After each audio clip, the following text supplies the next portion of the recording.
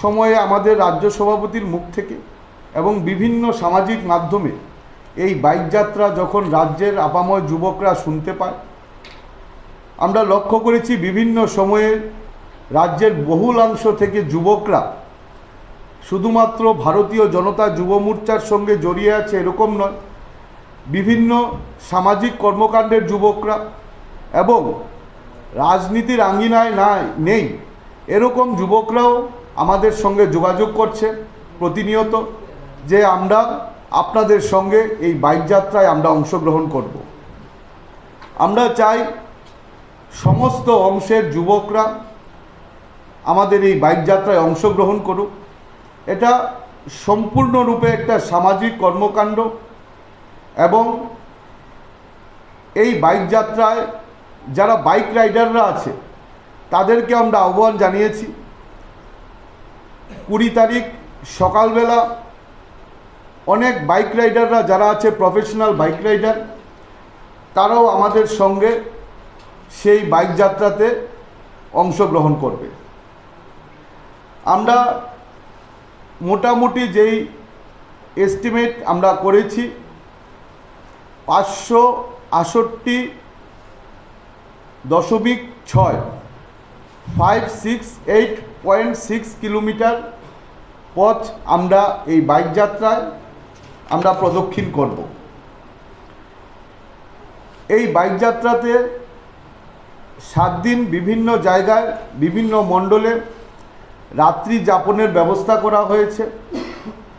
যারা থাকবে তাদের প্রত্যেকের জন্য সুবন্দোবস্ত করা হয়েছে, থাকার, খাবার, ব্রেকফাস্ট, লাঞ্চ, ডিনার থেকে শুরু করে সমস্ত ব্যবস্থা আমরা করেছি। আমরা আরক্ষা প্রশাসনের কাছে এবং স্বাস্থ্য দপ্তরের কাছে আমরা সাহায্য চেয়েছি। এই বাইক যাত্রা চলাকালীন বিভিন্ন সময়ে আমাদের হয়তো অনেক অসুবিধার সম্মুখীন হতেও পারে, তাই আমরা আরক্ষা প্রশাসন এবং স্বাস্থ্য দপ্তরের কাছে আমরা সাহায্য করার জন্য আমরা বলেছি। এই বাইক যাত্রাতে আমাদের মধ্যে যারা বাইক মেকানিজম একটা টিম তারাও আমাদের সঙ্গে বাইক যাত্রাতে থাকবে। যদি কোথাও কোনো অসুবিধা হয় তারা সেটা তৎক্ষণাৎ তারা দেখবে এবং পুরো রাজ্য জুড়ে আমার যতটুকু মনে হয় এত বড় বাইক যাত্রা এই প্রথম হতে যাচ্ছে।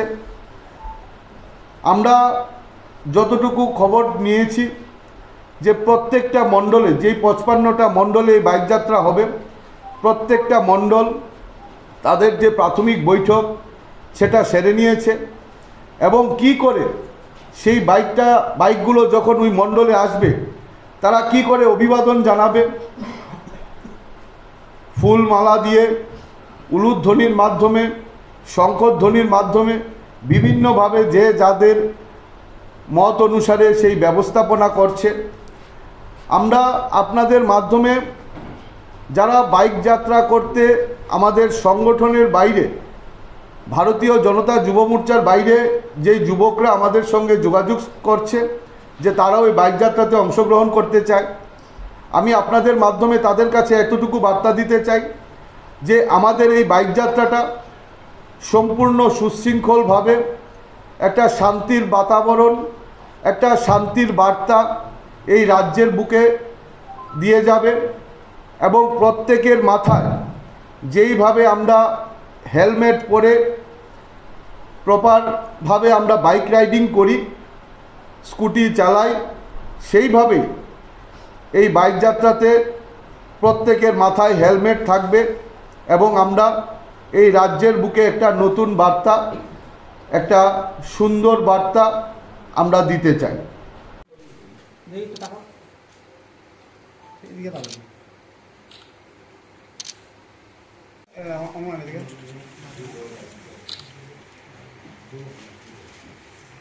হ্যাঁ ভাই।